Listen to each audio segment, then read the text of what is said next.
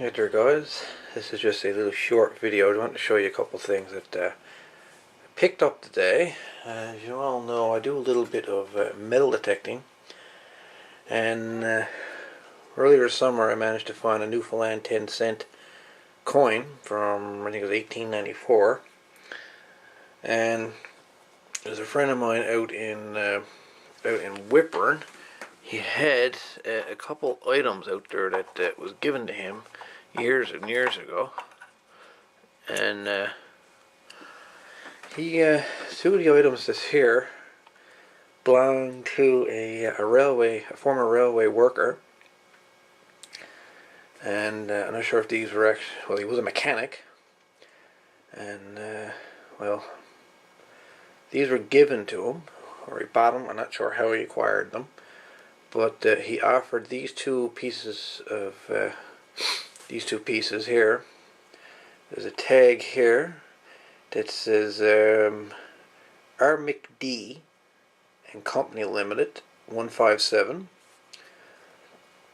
and then there's this old railway jack screw, or screw jack, I guess we want to call it, and it has initials of NRY, and NRY stood for Newfoundland Railway, and Newfoundland Railway existed before, or I should say pre-1920, or around 1920ish. And this jack, the bottom half of the jack, is all brass. It's all brass from here all the way down, solid brass. It's hollow up the center, of course, and this top part is steel. But as you could tell, this jack has been well used over the years, and it's a nice artifact to have gotten. It was used by the railway, and on the back of this jack there's a number stamped there. It's got 279. I was reading up on the internet a little bit, and apparently these jacks were carried both on the locomotive and on board the caboose. There's not a whole lot of information about the jack screws, or screw jacks, other than they were used in early railroading up until mechanical, or I should say up until hydraulic jacks came into order.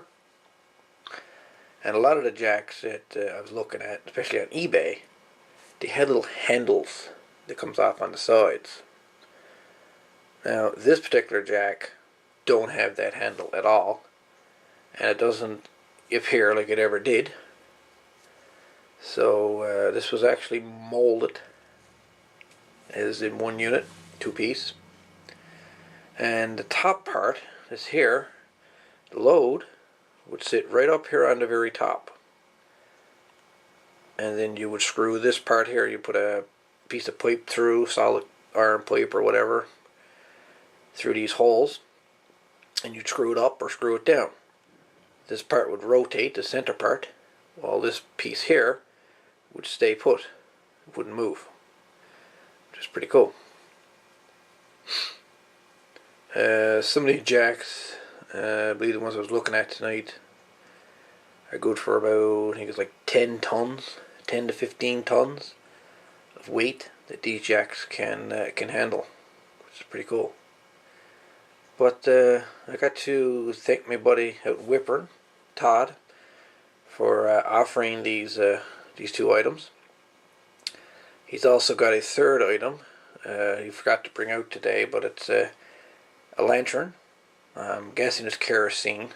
It was also the same individual apparently that he got this jack from also owned that same lantern, so I'm guessing it's also a railway lantern, but I'll know for sure when I get it.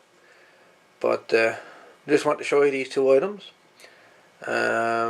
These will be As far as I know right now, they will be on display at the Clarenville Railway Museum. That's where they're going to be heading.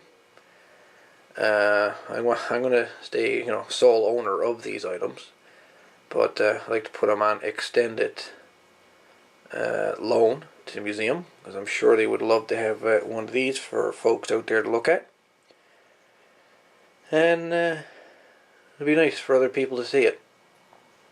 It's part of Newfoundland Railway history, and as such, it's going to stay as its original purpose, as a jack.